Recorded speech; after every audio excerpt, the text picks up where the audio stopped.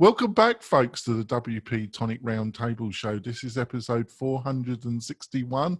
We're recording this on Friday, the 17th of July at 8:30 Pacific Standard Time. And you can join us live on the WP-Tonic Facebook page.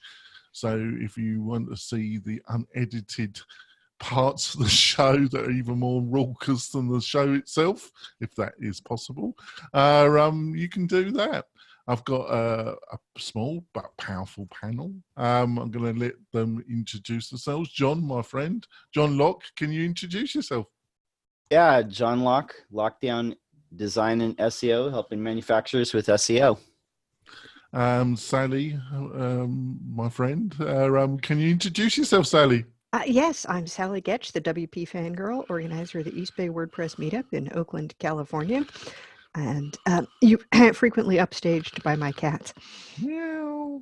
I've got Uncle Spencer in the house. Uncle Spencer, would you like to introduce yourself to the listeners and viewers? Spencer Foreman from launchflows.com. That's it. And I've got my friend and co-host of my Thursday interview show, Adrian. Adrian, would you like to introduce yourself? Hi, everyone. My name is Adrian, the CEO and founder of Groundhog. We produce, sell epic sales and marketing automation plugins for WordPress. That's what I like to hear. Epic. Epic. We've got some fantastic stories, but before we go into the stories, I want to say something about our great sponsors. And our main sponsor for this show is WP Feedback. Now, what is WP Feedback? Well, we've all been in that terrible loop. If you're a WordPress consultant, web designer, developer, if you're dealing with clients, we've all been here. They have a way of communicating, i.e. your clients, and you have a way of communicating. And their way normally makes you want to pull your hair out. And it's painful, isn't it, listeners and viewers? But I have a solution. I have a technological solution, and that is WP Feedback. I've been using it on a couple of clients' websites. It's really helped enormously with the communication between me and client. So I suggest that you go over and look what they've got to offer and their pricing packages. And they're giving us an exclusive deal, a coupon code. It's WP-Tonic Rocks. I repeat that, WP-Tonic Rocks. And you get 25% off any of their pricing packages if you use that coupon code. And that's exclusively only offered to you, listeners and viewers. So go over there. I highly recommend it. And our second sponsor is LaunchFlows. What is LaunchFlows? Well, if you've got a WooCommerce site and you want a one-page checkout and you want to put it on steroids, LaunchFlows is the product for you. It's just amazing what it can do. And it really will make the checkout experience so much better for you and for your clients. So if that sounds interesting, go over to launchflows.com. So let's go into the first story. Just some of the people behind you, Adrian, want to join us, in the panel. Sorry. All right. Can the block directory and business interests coexist? What do you reckon, Spencer? Well, let me go by my reference up here. Sorry, I want to call the article up. I think we talked about this the last time, but we did a bit. General, you must have been listening. In general, the problem is not so much whether it can exist. It's that you can't have a marketplace without a marketplace leader, just like you can't have a school bus without a school bus driver.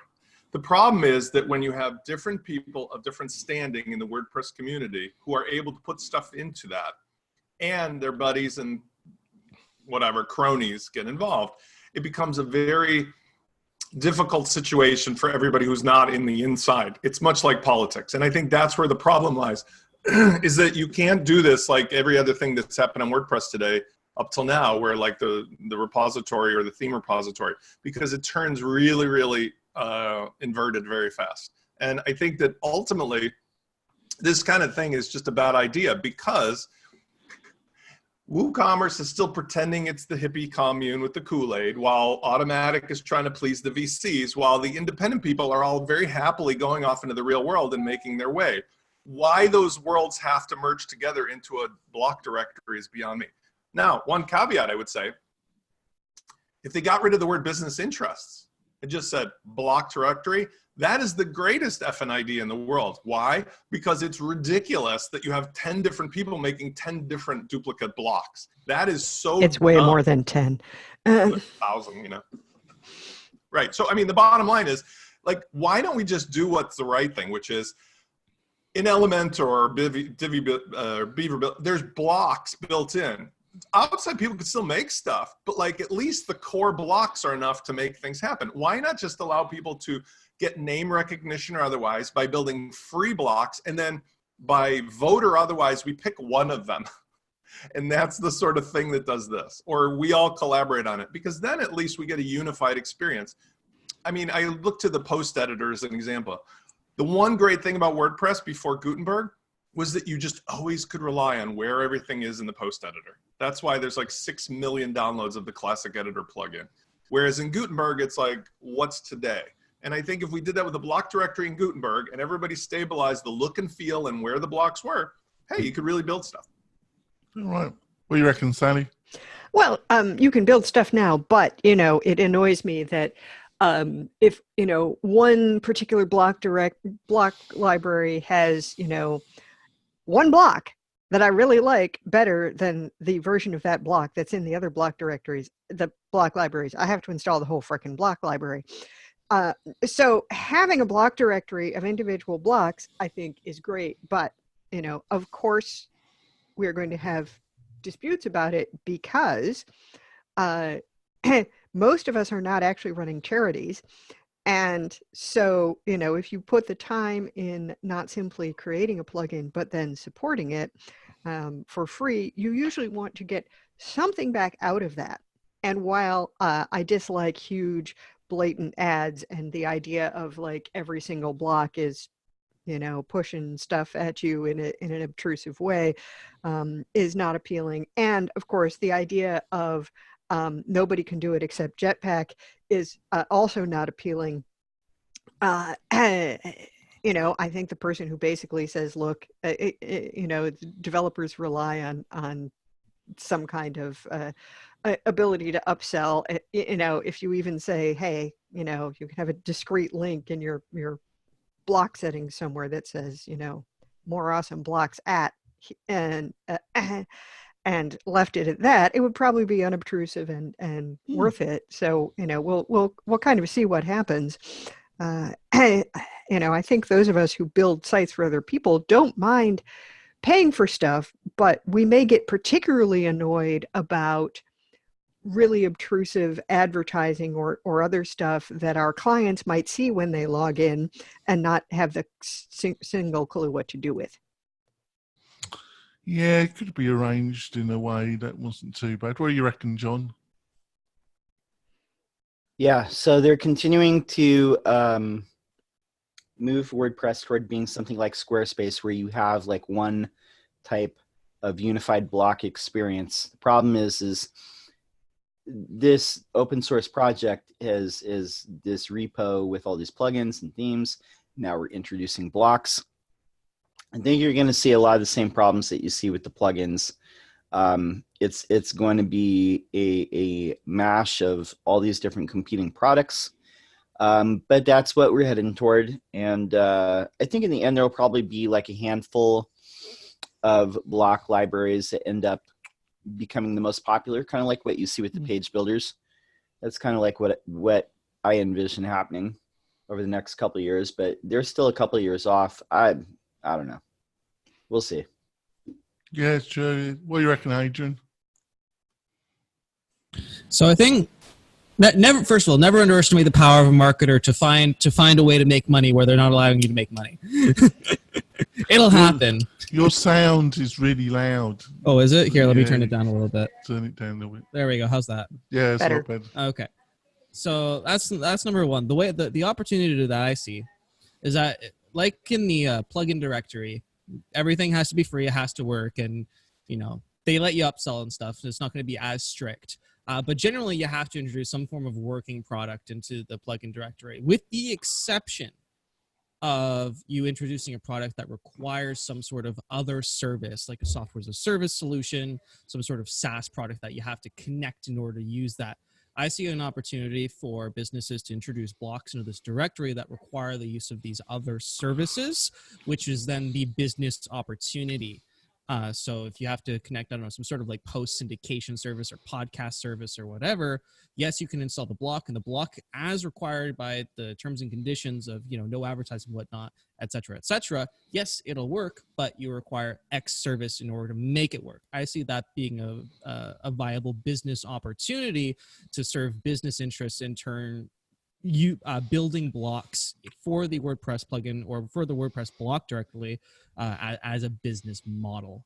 That's where I see the most forefront business opportunity. Other business opportunities include for existing established WordPress businesses to add blocks to the directory that serve their products or serve their plugins. Again, just like how you could do it for a SaaS business, you could also do it for a plugin. Like, this block requires X plugin in order for you to use it effectively and to get the most out of it. For example, we could introduce, I don't know, some sort of like contact syndication block for Groundhog. You'd install the block, you'd realize, oh, I need Groundhog for this, I'm going to go get Groundhog, and then through that plugin, you can then establish, here are the things that you're going to need to buy, or here are the upsells and whatnot. So I see those as the potential business opportunities. If you're just doing like straight content blocks, I think there's a significant number of those that already exist and will get syndicated throughout the community. But that's why I see the business opportunity going, is for people to build both plugins and blocks, or SaaS products and blocks together, and then use the blocks as a way to push people towards, you need X service in order to make this block work. That's great. I think we'll go on to the next story. You need to move, Adrian, slide your slider up now 10%, because now you're 10%. Yeah, you're a tiny little bit too weak. Just need a little splash extra. All right. Techlash hits college campuses. What did you think of this one, John? Yeah, I think this is a big thing that's going on right now. There's been quite a lot of things that have been being seen. I've seen on like Twitter and Medium posts about it, books about it. The fact of the matter is, you might live in the Bay Area, or you might work at one of these big companies like Microsoft or GitHub or Facebook or Twitter, but you're still responsible for the work that you're supporting and the companies that you're supporting, and where they get their money is often from all these different things like defense contracts or contracts with ICE, or, taking money from political campaigns that are spreading disinformation and lies. And, I understand we all have to make a living, but there is a point that I read yesterday.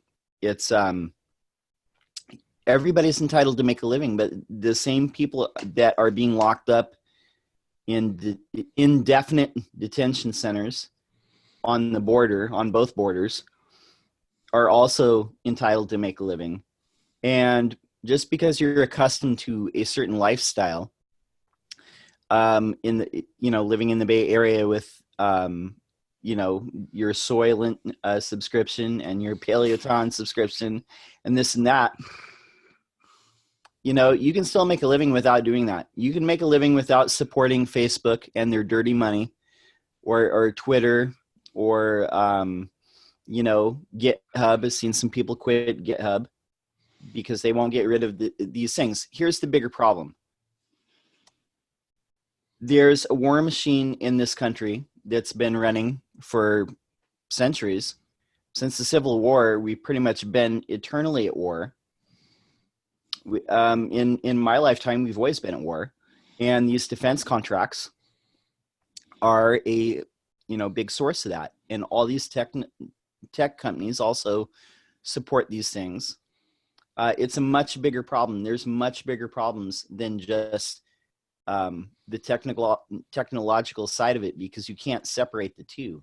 there's all these different things, these machines running in the background that are going to be running no matter who's president or who's in Congress. And until you fundamentally change those and change the economy in the United States, then these technological companies are going to support things like defense contracts, for-profit prisons, for-profit detention centers, because that's where a lot of this is coming from.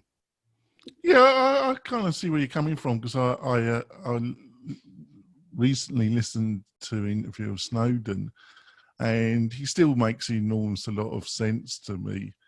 And I think underlining a lot of the things that are happening at the present moment is, I think what's coming is a real bust up between society, and it's obvious now that the spying it's built on the surveillance economy, isn't it? This whole system of surveillance and making money from surveillance is going to have to be broke down. It's going to have to be severely by the government and by these large tech companies is going to have to be dealt with, and it's going to be bloody and ugly, isn't it? What do you reckon, Spencer?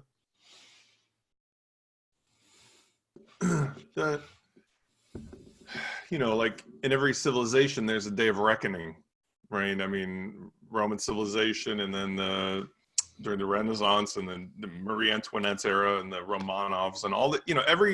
Every kind of empire or kingdom or whatever has its day of reckoning. I think many people would argue we're seeing a little of that now with our own political system, where the foundations upon which the thing was built get challenged. Well, we all bought into the bullshit that little Mark Zuckerberg, created, that if we give him all of our shit, everything will be great. But now we're suffering from like the 12 or 15, whatever year hangover of this thing.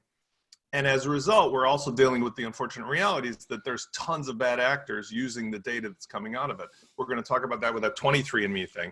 So I think what's happening is a backlash of the younger people, the millennials, who are looking at this from a, wait, what did you do to my world kind of perspective, that will be like the hippie flower children of the 60s, except they may actually be able to do something about it, because now, they actually can influence whether or not a site succeeds or fails, or whether or not some service is used or not, because it's just, will they load it on their phone? Nobody under 21 years old, I'm told, will touch Facebook with a 10-foot pole. So because their parents are all there. Well, they're on Instagram, aren't they? Well, they're on something else like Snapchat. But the point is that the other side of this coin, however, is that you would just be moronic to believe that the people who built that gigantic surveillance NSA center, wherever that thing is in Utah or something, they're going to just all of a sudden stop using your data.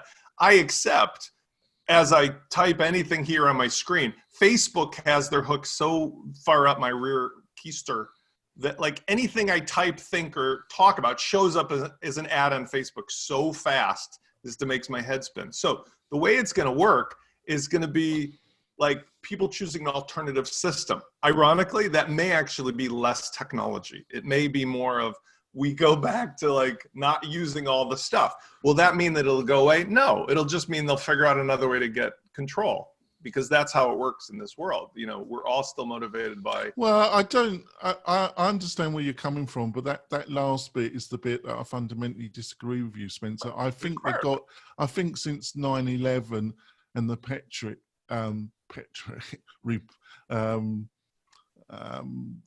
this whole surveillance state, which is also totally ingrained itself in the new tech companies. It is. I think it's classified as surveillance capitalism, has blossomed because it suited certain elements of the state to allow it to. But I think with a clear head and real determination, it can be dismantled to some degree. I think they have a camera on every single street corner. Great Britain, literally, there is not a single public space you can be out in. That's true. Nobody even talks about it. I think what's wrong with that potential argument is this: they will just stop telling us about it. That's how it works. Just like the current administration, I'm not going to get political, but does what they say and the facts are otherwise. They classify every single thing that disagrees with what they've said in public. That's how the NSA works now, and they'll just make it more. What's worse is with the control space being covered by things like satellites and drones and miniature surveillance monitors, it would be very, very difficult for ordinary people, especially after AI kicks in on this, to know when they're being surveilled. Well, that's why we've got to act now, basically. I'm not, but I think I'm doing well. I'm controlling myself, listeners and viewers. Well, yes, there could be more ranting going on. I think one thing to point out is this is kind of about perception on college campuses, which means they're not millennials. They are people of the following generation.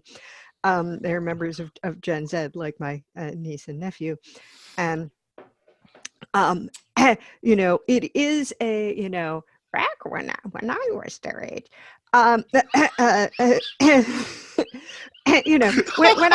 was an undergraduate, it was the military and the CIA and so on that people wanted to keep off campus.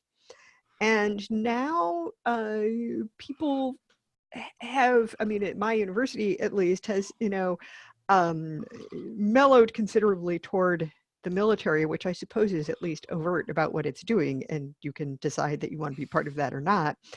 But this is suggesting that, people once perceived the tech companies as full of, young idealistic folks like themselves who wanted to change the world for the better, and that is not now the perception.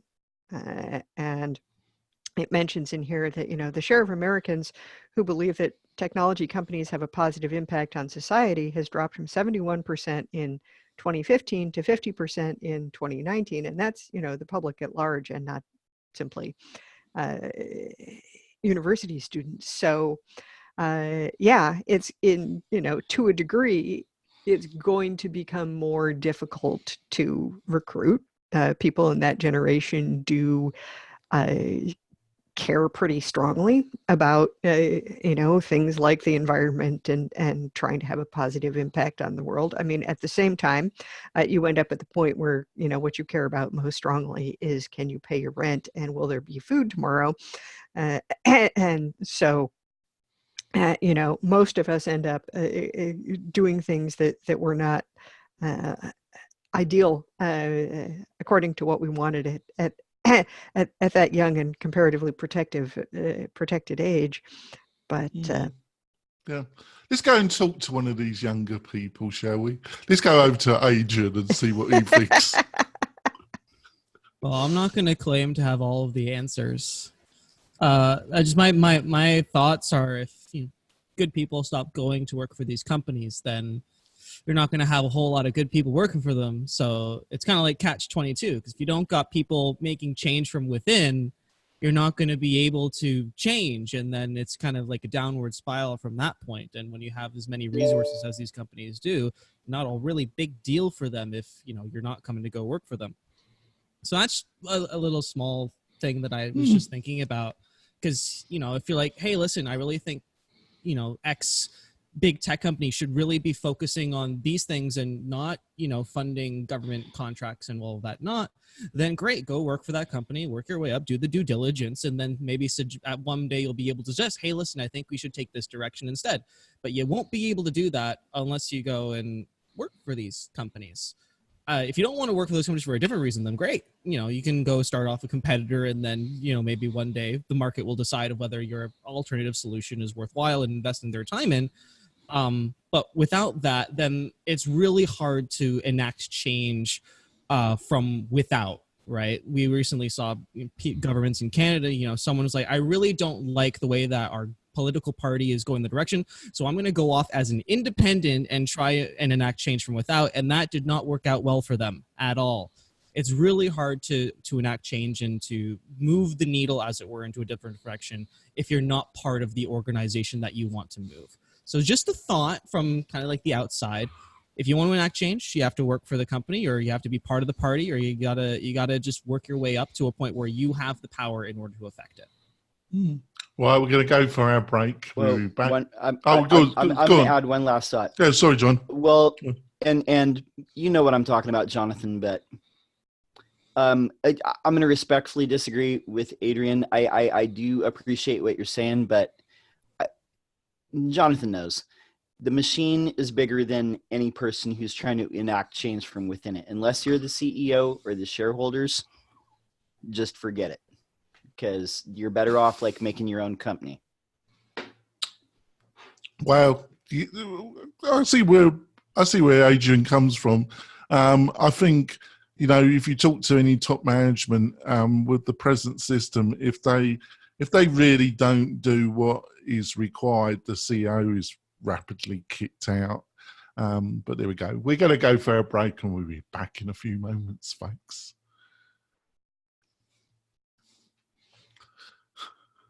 We're coming back. We had a bit of a downer just before the break, but I've got some more juicy stories, and I hope you're going to finish it on a uprising sunny plateau. Right, let's go to the next story. This is an interesting one. I'll be really interested to see what the panel thinks of this one. Introducing a new chapter, Cory Miller as Postdata's partner, and he's invested money, and I think he's going to be the joint founder or force behind Postdatas. What do you reckon of this one, Uncle Spencer? I mean, Cory's a really well-beloved figure, and iThemes did really well as a good exit, and there's nothing but a good vibe on all of this. So, you know, with Justin Tedlock writing for the Tavern and maybe Cory Miller involved, maybe we'll start getting some really good curated stuff. Not to say there wasn't before, but just more, you know, more beneficial stuff. Why do you think he's decided to invest in it? What do you think because you know, we had that he's in his 30s, isn't he? Pardon? He's in his 30s, isn't he? Who is? Cory? No, Cory is more like our age, but the other guy on Post Status is young. No, Cory. I don't think Cory's that old. But the point is, even if he's in his 40s, the point is, what a better place. He's got to do something with his life. You know what I mean? He's not going to be able to sit around. So why not, you know, put his energy and attention into something like this? Because the WordPress community is certainly at the point where it's really starting to gel. You know, we've got all these interesting things happening. So it's a great position to be in if you can be an influencer and you have the experience and the standing. We saw, you know, Yoast try for 5 minutes to take on some extra roles, and that didn't necessarily work out. Well, the reason I'm asking, interesting position. The reason why I'm asking you this, actually, Uncle Spencer, is I go back to the days of WP Candy, because in the early days, I forgot the name of the guy that was behind WP Candy. For the listeners and viewers that don't understand it, it was a website, it was a newsletter, it was a podcast. It tried to dominate the area of curated content around WordPress, and it was a bit of a. And for a while, it sort of did. Yeah, but when the person behind it attempted to try and monetize it, it was a total failure. And that's the time it happened that he tried to monetize it, Jonathan. It's like it was before even the whole, you know, theme blow up with Chris Pearson and Thesis and stuff. Those days, Matt was still walking around in his tie-dye t-shirt and his flip-flops with the rest of us mortals. And like a guy trying to monetize in there was sort of like, hey, dude, take your cash out of here, man. But now, I mean, it's a different world, you know. But what I mean is, I totally accept what you're saying there. But I think, but do you think it's got to the stage now that some really serious players can see a curated news site, newsletter can be quite moneyfied, you know, in a way? Well, I presume he wouldn't have invested in it if it was not making some money. Although I also presume that investors wouldn't have been welcomed if there wasn't benefit to getting a cash injection, although some of it may simply be someone to restore some of the, share some of the responsibility. But, you know, Post Status has had this club thing for quite a while. And it seems to have actual members, and there are various, you know, sponsors and advertisers and things. So I guess it's been doing well enough to be at least worth taking a chance on. Yeah, I know another slight media company that has sponsorship that would look forward to theirs as well. There we go. John. It doesn't say how much he invested, for sure. No, it doesn't. It doesn't say, but it looks like what they're monetizing. But they could very easily. Sorry about that, Sally. But I think it said in here, it's somewhere, he bought like 50% of it. And as far as I know, this is the only thing that this is basically the main thing Brian Krogstar does for a living. So. I'm just saying, you can very easily look to like Saeed with, WP Beginner, right? That was just a blog. But the way that monetized out was whether he bought the software or built the software, and also the advertising from other people that are related. If you're clever and you have enough audience out of the WordPress community, there's lots of ways to monetize that maybe Brian has not yet tried. That Cory is like, look, I'll throw a log on the fire and then I'll implement all these ideas and I'll make my money back times 10. I mean, why not? I mean, that's what I do in terms of what are the opportunities out there. I can imagine somebody with his standing and community draw would be able to get lots of people to sign up for whatever, or advertise or not. So what do you reckon, Adrian? It worked out. WP Beginner did it. Lots of blogs did it. I'm sure it'll be fine. No, I don't really have much more comment than that. All right, then. Let's go to John then. John, what do you reckon? So, I thought, I know at one point that Post Status and the other blog that's about crypto, Ledger Status, at one point that was the only thing that Brian Krogstar was doing. But I believe that in the last couple of years that he works part-time at one of the WordPress product companies. And I can't remember which one. I want to say it's Skyverge, but I could be wrong on that. But I remember reading that.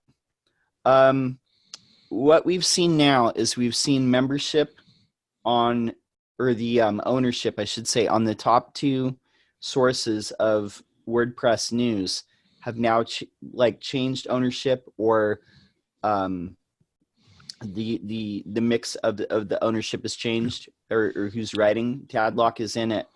Well, the key staff members, yeah. Yeah, and Cory Miller has taken half ownership, and Cory's a good guy. I like Cory. Out of I hope that it doesn't become a thing where we start seeing, and I pray that I'm super wrong on this, and I hope that it doesn't turn out like this.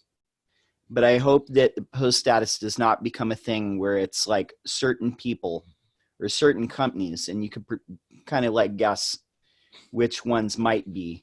I hope that they don't end up getting promoted, and all the stories aren't just about the same old companies, because I want to see like some other companies like Groundhog and like other companies like WP Feedback and companies like this that are newer get some of that love too, and not just whoever. Well, I think I understand where you're coming from. I'll be very surprised if they do that, because it's to the detrimental. It leads to detrimental consequences if you allow your editorial stance to be influenced to that degree. I don't know that it is a detrimental thing though, because like you see that happen all through the WordPress community. True, to some extent. There's really no detrimental effect that I can perceive. So. Oh well, I'm wrong there. Yes, it may be that the people who who stop bothering you or bothering to read you or stop taking you seriously are just not significant enough in their impact on you for it to matter. Right, on to the next story then. New 237K CMS website scrapped after parents complained it wasn't user-friendly. What did you like about this one, Sammy? All right. Well, first of all, CMS is the abbreviation for the name of the school which confused me initially. Because Yeah. I'm like, Oh, it what is CMS? Which CMS were they using that this was a problem? Well, both of them seem to be using a sort of custom thing, which is meant for managing private schools. But it's like, right. You invested $237,000 as a school. Not like a university, but like a private school for kids, fairly small, into a website, and you like didn't do enough user testing to know that it was going to flop at launch. Yes. Well. I mean, it may really have been a slow news day in whatever town this was, but it actually got onto the local TV station. It was sufficiently newsworthy for this. Well, it must be. Well, is it a private school then? Is it like? Is it a very wealthy area then? Because if I they can, imagine it would be, but it still seems like, first of all, you'd think you could get one hell of a website for $237,000. I would want the Rolls Royce myself. And you'd surely hope that involved all of the kinds of testing that you might need to do, because that budget would be sufficient for it. Yeah. What do you reckon, Spencer, on that one? Okay, a couple comments in general. First of all, I bid $236,000 and I lost, so I'm a little pissed off. Okay. But besides that, this website from this TV is everything that's wrong with the internet today and media centers. Just anybody who wants to see what is wrong and what you should avoid in today's world, go to this page, because this is a news site. But this story has a headline and a sentence below it, and then 950 ads, as well as 1,000 stories about murder, mayhem, killing, violence, misogyny, and anything that would make you ruin your entire day, week, month, year.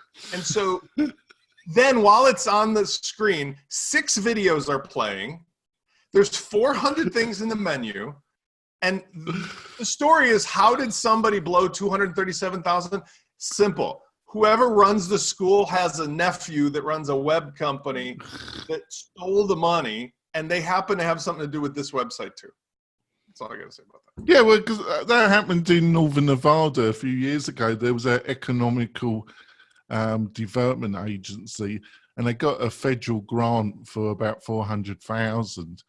And the guy who was the chairman, he happened to run a web design. Well, he thought he ran a web design company, and he basically took all the money, and they got like 3 websites based on a theme forest theme, and the 400,000 was gone. So he's gone before it started.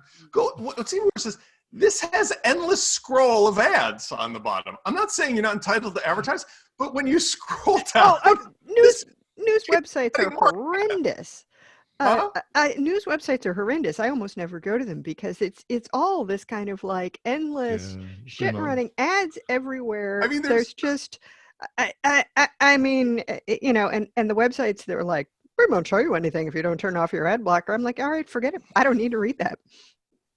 If you did not make your site unreadable because of the ads, I wouldn't need the freaking ad blocker. I don't mind ads existing. Product opportunity, ad blocker. They exist. I don't mind ads. I understand people have to make a living. I mind ads preventing me from actually reading the content.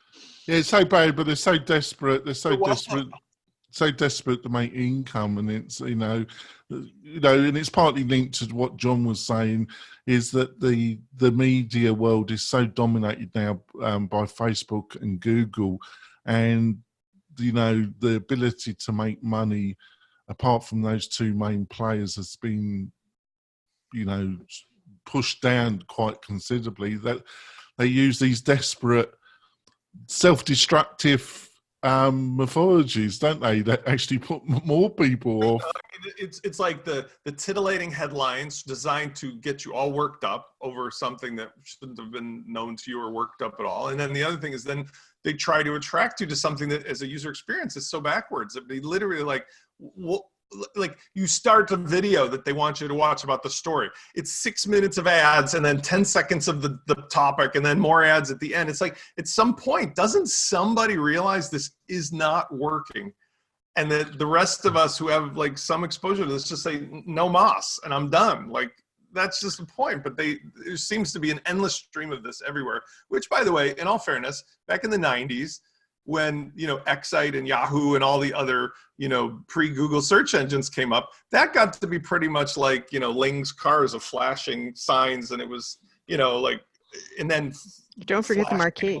And did the same thing with the website. So I guess this is human nature of try to get your attention while you can. But I think this part of it is, well, it's just gone bonkers, isn't it? But I also understand that a lot of these media companies signed very long-term contracts for real estate on their key pages, and they're locked in. A lot of them don't even have control over what is shown on a lot of the, you know, it's just a crazy.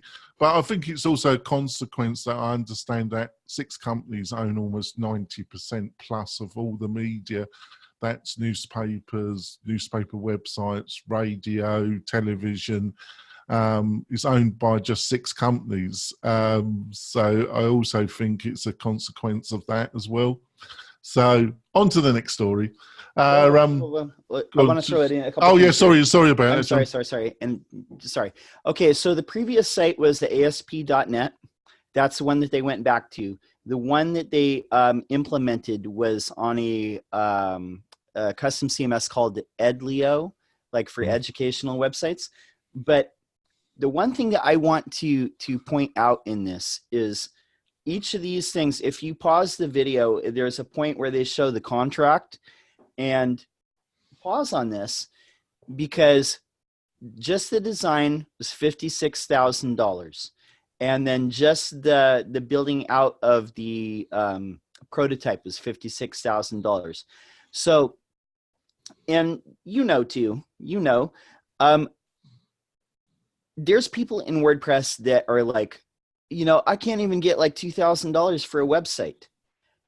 But there are companies and institutions out there like this school district in Charlotte, North Carolina, and there's other organizations out there to where if you're not bidding $200,000 or $300,000, they will not consider you.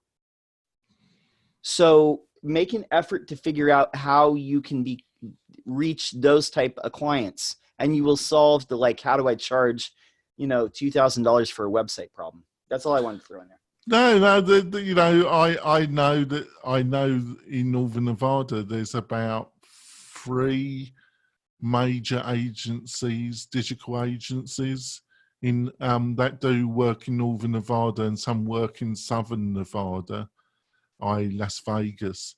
But there's about 3 of them, and obviously they do work in the Bay Area.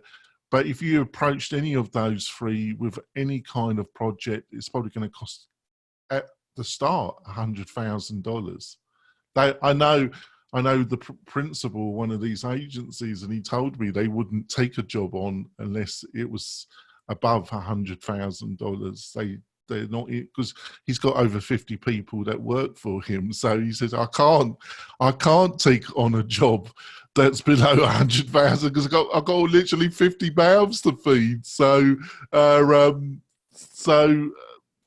yeah, you know, these figures seem... plus, if you're dealing with, you know, any kind of bureaucracy, you need to double or triple what you're charging because of all the extra time that goes into that.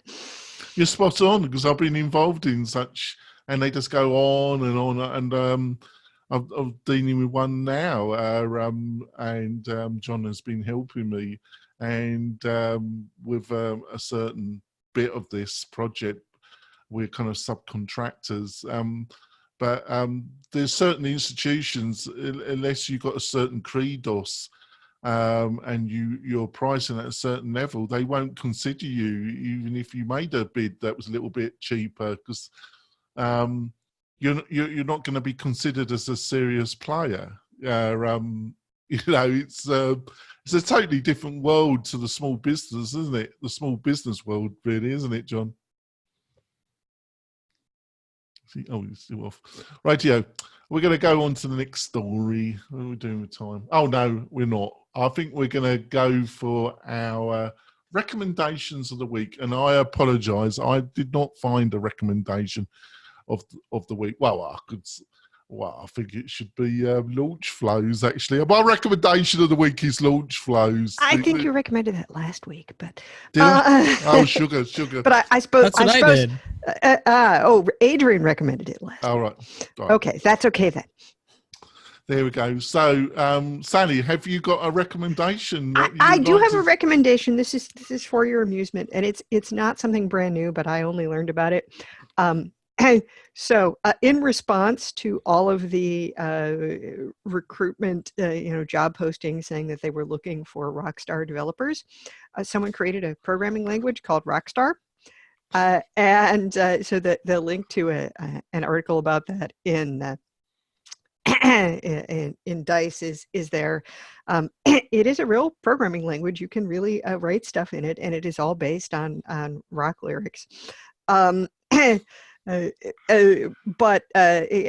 I'm waiting for the person who's inventing the Ninja programming language, and then but it just it's a nice little send up of the kind of hype that we see in these tech job descriptions, usually written by people who have absolutely no idea what's involved in the job. Absolutely zero, have they? Absolutely, it's just appalling, really. It's just another thing to put on the list of things you just got to put up with in 2020.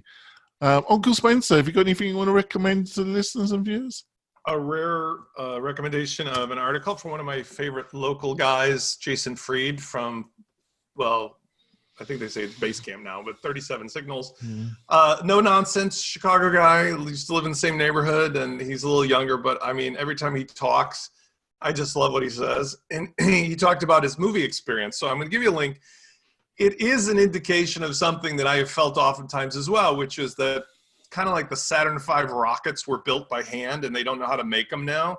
Well, you go to a movie theater today, you might not realize like it's fully automatic and it's manned by like 5 teenagers that have no idea how any of the stuff is working. So the movie was broken, and it's just like somebody called somebody remotely in Santa Monica. They restarted the movie, but none of the problems were fixed.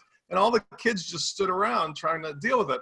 And it's really scary because we're moving into the area where cars, boats, trains, planes, like everything's going to start being run by robots, let alone teenagers. And if you think about it, at some point it's going to be like that Pixar movie, where I forget what it is, but all the people get really fat and they go live on the space station and they don't know how to do anything because the robots do it. And they don't know it's called WALL-E. They can return to Earth, but they don't know how to do it. And I think that's kind of like what his story tells. So it's a good read. Yeah, right. Adrian, have you got anything you want to recommend? And please put all your recommendations into chat, please, panel. Got anything you want to recommend, Adrian? Yeah, well, we started talking about pricing at the very end of this show, and how you wouldn't be able to get a private contract for $233,000 if you sent out a bid for $2,000, even though you could probably make a pretty rocking website at that price point. And we were actually talking a lot about kind of that philosophy on our last episodes, the internal show that we did yesterday. So go watch that WP-Tonic show to continue the conversation about pricing as well as finding your ideal client. I want to say I read your post when you posted, and I agree with you, and I threw in my 2 cents too. But then there was like a guy who's really a well-versed guy. I'm not going to say his name. He has a lot of standing in the other communities on Facebook, but he said something that I don't want to name his name, but like was the exact opposite. He says that I intentionally underprice. I didn't post a response, but I could not disagree with that philosophy more. And some of your other readers piped in on it, which is you need to grab the higher ring. If you grab the lower ring, you will not go higher from the lower ring. The world is exactly as you put it, Adrian, which is you need to figure out how high people will go, because you do not know. Somebody will give you $1 million instead of $1. And after 10 cents is ridiculous. Yeah, and why they don't understand this, Spencer, is they just look at the technology involved and the coding involved. What they don't understand which Sally pointed out so coherently, is all the hand holding. That's why they're being charged almost over 100,000, because the organisation that I've been involved with recently, where is a site that's over $100,000, is that the main agency that's dealing with it is all the bloody meetings, all the hand holding, all the paperwork, all the endless meetings that all have to be paid for. It takes a committee.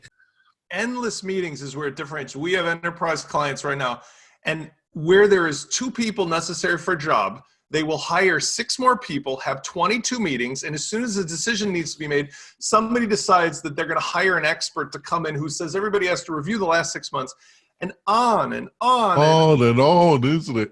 One client of ours spent, I'm not exaggerating for once, spent $500,000 on building a Drupal site, which one of their rogue people escaped and came to us. We duplicated for $2,500 as a prototype, $2,500. Now, they need to do it right, but the point is that, like, that is due to exactly the same problem, which is in those scenarios, people have to justify their existence by just inventing endless cycles of, like, let's talk about it, let's think about it, let's whatever. And that's so different from the entrepreneurial space where you have one client. So in WordPress, you're mostly dealing with those clients. It's hard to find somebody that could even think about spending $200,000. Go to a school board. I don't know. Let's talk about it. I don't know. Next thing you know, they've spent $200,000 on talking about it. Yep. Have you got anything you want to recommend, John? Yeah, and Spencer, I think I know I don't know if it was a post or article. I read an article the other day that was the same thing. And I want to tell the WordPress community, stop settling, quit racing to the bottom. You are going to be screwed in the next few years if you continue racing to the bottom and trying in terms of price. In terms of price, as far as if you are trying to race to the bottom and trying to compete on volume, guess what? You're reinventing Wix. Please stop doing it, because you will end up screwed when the economy downturns. I'm telling you. It's a lot easier to make $100,000 by charging $1,000 to 100 people than it is charging $10 to 1,000 people. Yeah, and I'll give the WordPress community one more piece of advice. You're not going to find your $100,000 clients at the WordPress meetup. You're not going to find it there. It's like your mom's. Don't give away the milk for free because you won't find Mr. or Mrs. Sherman. That's the whole idea. Right. Now, you may find at your WordPress meetup somebody who has, who has gotten these kinds of jobs and can talk to you about how to do, how to respond to RFPs successfully. But you're not likely to find the actual clients there. Yeah, it's been years since I responded to RSP. I will not do it. If you didn't write the RFP, you're not getting it. If you did write the RSP, you're not getting the job. I can tell you that now, Sally. Because one of the things the presentation included was hints that they have someone specific in mind and are only posting this because they have to. Well, if a general organisation's written a technical thing like that, they've got somebody to do it. That person's probably the person that's actually going to get the job.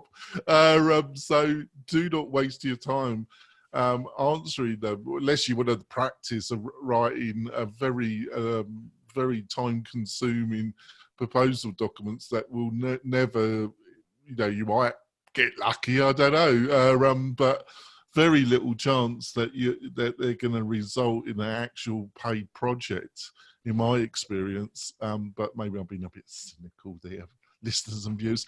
It's been a great panel. I think we covered some great stories. John, how can people find out more about you and what you're up to? Oh, thank you so much. Yes, I have a daily YouTube channel. I post videos on SEO every single day, 365 days of SEO. So just search hashtag lockdown SEO. You can also find me at my site, which is lockdownseo.com. That's great. Sally, how can people find out more about you and what you're up to?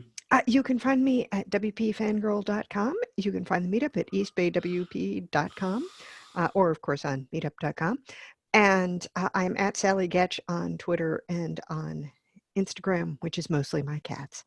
And how's the meetups been going? Have you been getting a lot more new people, or has it just stayed at the same membership level, kind of? It varies kind of program to program. I'm working this year on ensuring we have a somewhat more diverse body of speakers, which I imagine will probably bring in a few new people who, come to see the speaker and maybe decide to stick around. We had a big group when we had Rachel Andrews speak in December. Was Rachel good? Rachel was amazing. Yeah. Which is like, what one expected. I've only just posted the notes and the slides from that. Oh, that's great. Spencer, how can people find out more about you and what you're up to?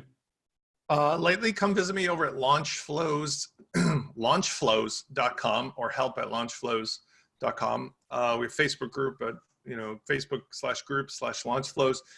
Anybody who uses WooCommerce for their sales funnels would do well to check out what we're doing, making it easy to drag and drop your checkout components and also adding features that allow you to really have more powerful sales funnels than ClickFunnels, but using WordPress and WooCommerce.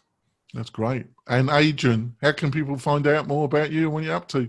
You can head on over to groundhog.io to connect some awesome sales funnels and automation on the back end to Launchflows and WooCommerce and all of your other favorite WordPress products. Again, that's groundhog.io with 2 Gs. And if you want to support the show, folks, go to the WP-Tonic website and sign up for our monthly newsletter.